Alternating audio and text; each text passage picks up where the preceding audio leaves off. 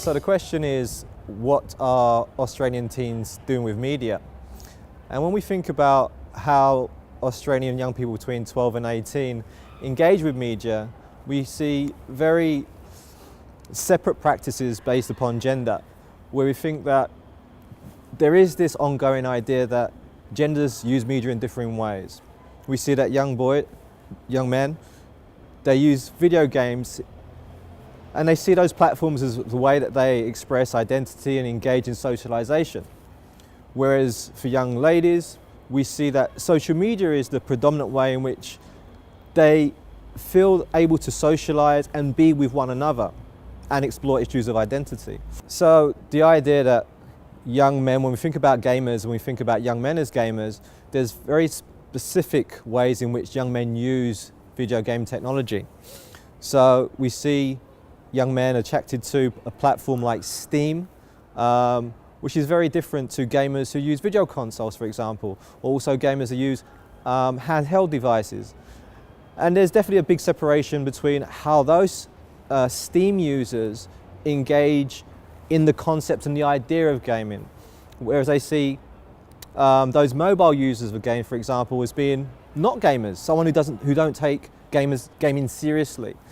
And for very much we see a kind of total immersion in gaming, particularly via this online platform Steam, which allows young men through many different types of services that Steam offers, which is it offers things like a library where young people can access information about games. We see a space where they can share their gaming knowledge. We see where gamers can engage in modding games, collaborating on how to actually complete games with other gamers.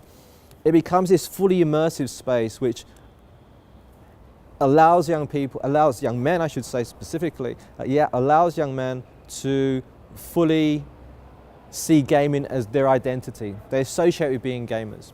So when we think about how social media is being used, and as I said, it's specifically we see it's a platform that young female teens engage in. We see this kind of question of identity, or segmented identity is what we're trying to call how they use their different profiles to present different aspects of themselves. So we see young women having dummy or fake profiles which they engage a certain public with, whereas they have another profile, more personal profile, which they have or they give access to closer friends. So we definitely see this separation between how young girls, and it is typically girls, who modify the way that they present themselves, or very conscious of the way they present themselves in this types of space. So when we think about how teens consume or how teens use media, we see a large separation between consumption and production. Consumption is the normal practice, the everyday practice of how teens use media, whereas production is the making of media objects or artifacts is very much localized to a few specialist media users. Users who are very engaged in particular genres or texts, whether it's filmmaking, for example, or YouTubing.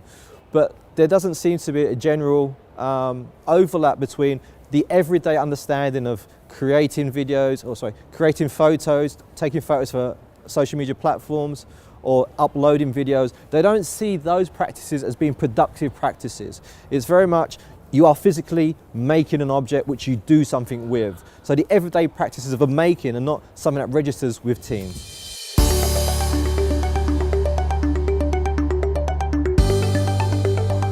So if we see these practices about how teens engage in media, and if we think that these are informal practices which they do outside of school, outside of formal settings, would these practices work within a formal educational institution?